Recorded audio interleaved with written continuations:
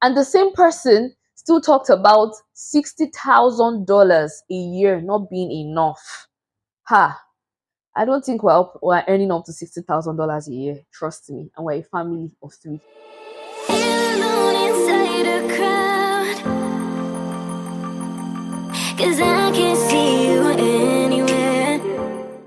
Hey guys, welcome back to my channel. It's your girl Omari Bidesi. Thanks for clicking on this video. Thanks for joining in. If you're new here, welcome. Don't forget to subscribe to my channel. And to my OGs, thank you for always coming back to watch my videos. I don't take your love and support for granted. Today, I'm going to be talking about the increasing cost of living in Canada. If it is something you're interested in, please stay tuned and let's get right straight to it. Before I continue, guys, please, I want to apologize in advance. The exposure of my phone, I don't even know if it's the exposure of my phone I'll blame or the sun. I'm in front of the window because I need direct lighting, and the lighting just keeps fluctuating. So it's going to get brighter at some point in time, and it's going to get darker at some point in time. So I'm just apologizing in advance. I've locked my exposure, but it seems not to be working. Anyways, let's just continue. Now, why did I decide to talk about this? There's always something that motivates me, that inspires me to talk about something. And it's because this one is affecting everybody. That's number one.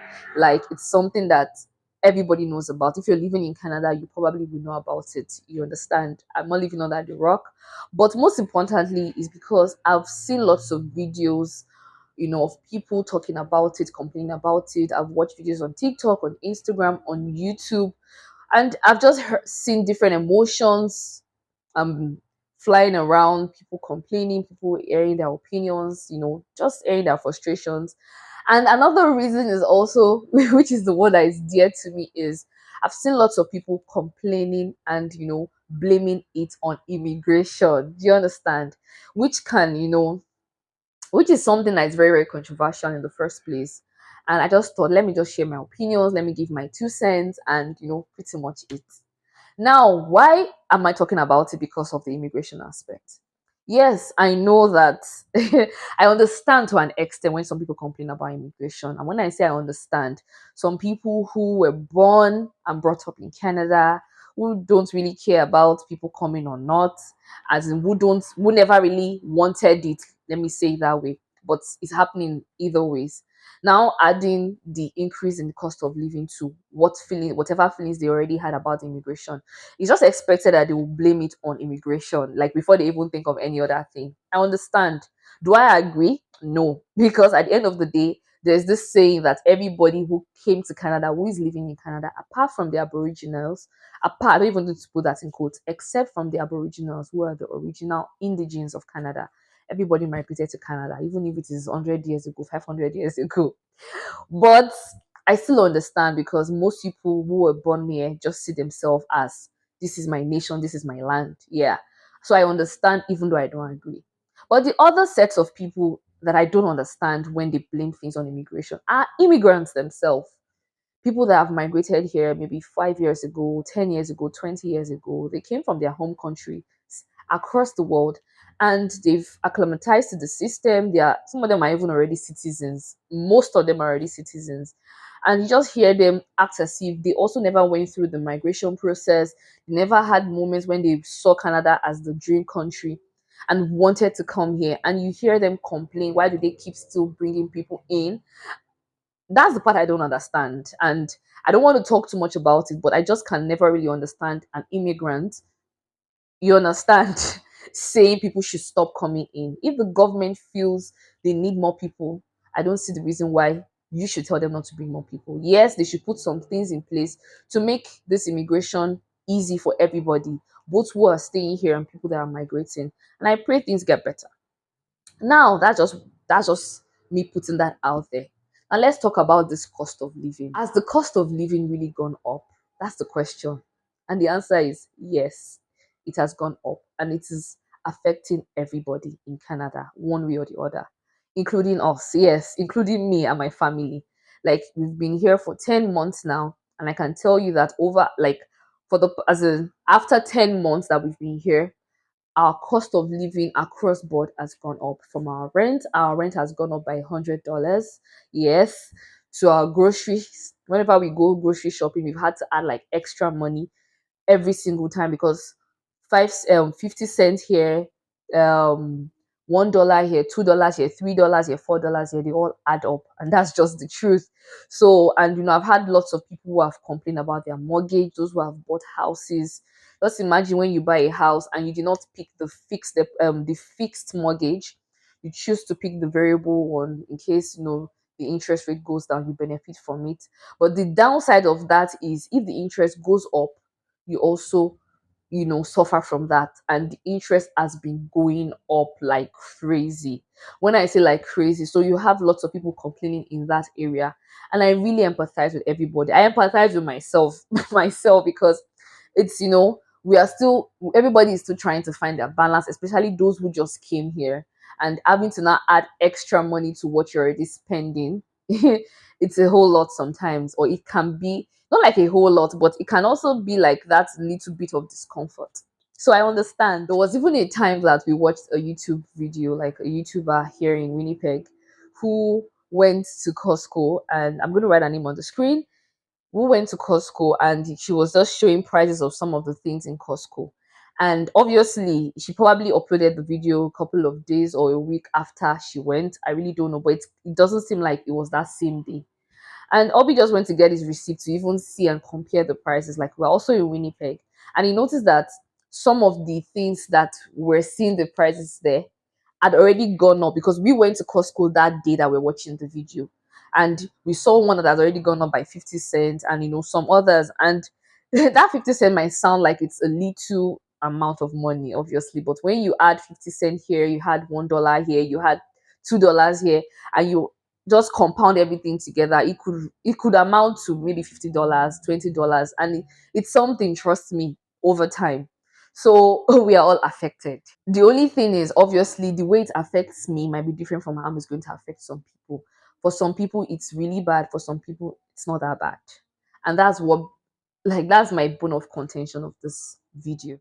There are some people who are really having it bad. And when I say people that are having it bad, there are people who I feel on a normal ground were really having it bad before this increase in cost of living, before this inflation, issue came up. And just imagine how their life would be like. For example, there are people who were really managing like very, very small places, who were really managing to like, squat with people, stay with people, or pay the barest minimum for their house rent, staying in rooms, staying in places that they were even struggling to afford, and now they can't even afford to pay their house rent. And I've heard of people who are saying they don't even mind if they go to prison and stay in prison because they don't want to live on the streets during winter. Winter is approaching, and if you know Winnipeg, if you know Canada, winter is really cold. So just imagine someone not minding staying in prison because everywhere is as in, at least you get to feel the warmth, you get to eat good food. Yes, they take care of them in Canada prison, based on what I've heard. So I understand that. Trust me, some people are having it bad. But if I want to be sincere, I feel some people who really complain are not having it as bad as they make it seem. Don't get me wrong. I'm not saying they're not having it bad. I just use myself as an example that things have gone up. But when you see someone complaining and crying and you hear the things they say they go to buy, someone goes to goes grocery shopping, and they're complaining about the things they go to buy. And I see comment section and people are saying, but you probably didn't really need to buy this. You probably didn't really need to buy this. Like if this thing was really bad for you, you probably would have done without buying it and nothing will happen. I understand that some people might have they might be used to a certain type of way of living, it's lifestyle, living large. But at the end of the day, I just feel if things are going really bad, you just have to adjust. That's just it. We've adjusted. Like, yes, it might affect some of our savings, it might affect us buying some things that we like. But trust me, the moment it has happened, we've talked about it and we've moved on and we're just hoping for the best. And I always just feel that everything that is happening is a phase, is a matter of time. But you hear somebody, for example, now talking about living, maybe she's living with her family. She didn't really lay emphasis on it, but she was like, at this point in time, she can't even move out of the house. At 24 years old, she can't move out of the house because there's no even money to pay for house rent. My dear, if you have a free place you're staying, whether there is money to pay for house rent or not, if you have a free place you're staying, why not stay? Especially now that things have gone up. Like it might not be the perfect situation for you because you want your freedom, you want your privacy, but why not stay? And the same person still talked about $60,000 a year not being enough. Ha! I don't think we're earning up to $60,000 a year. Trust me. And we're a family of three. How much more you, a single person, talking about $60,000 a year not being enough? How can I relate to that? Do you understand? Yes, like I said, everybody have their lifestyle, but you have to adjust. That's just the truth. Because $60,000 a year, as much as it's not enough to live large, it's still enough for some family to live okay. Like some families are living on $30,000, $40,000 a year, and they are managing. Are they living large? No, but they are probably managing. They are managing and hoping to have that increment in their salary. The problem I have with some people that complain, trust me, complaining is normal. We're humans. We are humans. If a fly bites us, we're going to complain. If anything happens to us, we're going to complain. But I feel the problem I have about people complaining is the fact that they let the complaint overwhelm them. They get so they dig a grave of complaint for themselves to the point of them not now even knowing if they are really affected or it's just because of they just have a bit of inconvenience. Some people are just not willing to adjust. That's just the truth. They still want to live the type of life they want to be living. Like some people still want to buy the latest cars. You want to buy the latest cars that you know that you're still going to have to finance, knowing fully well that interest rates fluctuate, but you still don't mind because it is cool, it is fresh. Like, do you? It's not a bad thing, trust me. But at the end of the day, there are some consequences for some actions. And there are some, I don't want to use the word consequences, but there are some things that comes with some things. Like if you make a decision for yourself, and even though you don't know the things that could happen, you just did it because at this point in time things are okay. But in life, nothing is permanent. I mean, nothing is predictable.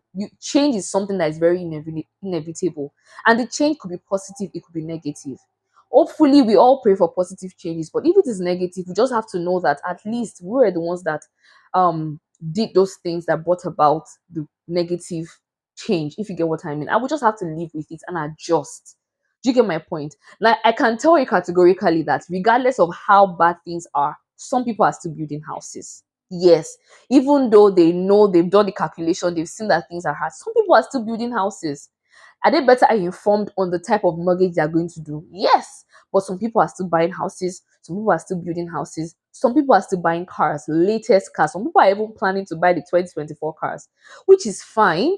But if you're in the category of people who do not have that means to do that, but still decide to do it regardless, knowing fully well how things can go for you, then why do you have to complain? If you get what I mean. So, in as much as I know that things are hard everywhere and we are going through it, I feel people's unwillingness to adjust to the situations of things is one of the things that makes them complain to the point of making it seem as if they are living a terrible life. Like life is hard. Trust me, the mindset goes a long way. It goes a long way. As in, how I said, the mindset has a way of affecting us. Like we might be having it hard, but not so hard. But you, as in we make it feel like, we are really, really suffering. Now, when somebody listens to us, the person really thinks that, wow, things are so bad, and they get scared. Like, imagine somebody trying to migrate to Canada and sees all these things, and they're like, wow, I don't think I'll be able to survive. At the end of the day, you still have to do your research. So don't just believe everything you see. Even as I'm talking, you still have to do your research, regardless of whatever it is I say. You still have to come to Canada. If you want to come to Canada, you still have to come to Canada prepared. Regardless, come prepared. Know that it's not going to be rosy. Know that the very first few months is going to be your trial months. Whether you get a job or you don't get a job, the time you get a job varies from persons to person. Our grace varies. But regardless of the information you see, obviously you still have to do your own research. But we will not deny the fact that what we see also plays a role on our psyche, on our, how prepare, as in how will I say, on how we visualize or see this relocation of a thing, if it's something we should even embark on or not, because people will get scared. I don't think it's that bad. Yes, like I said, some people having it that bad, and I empathize with them.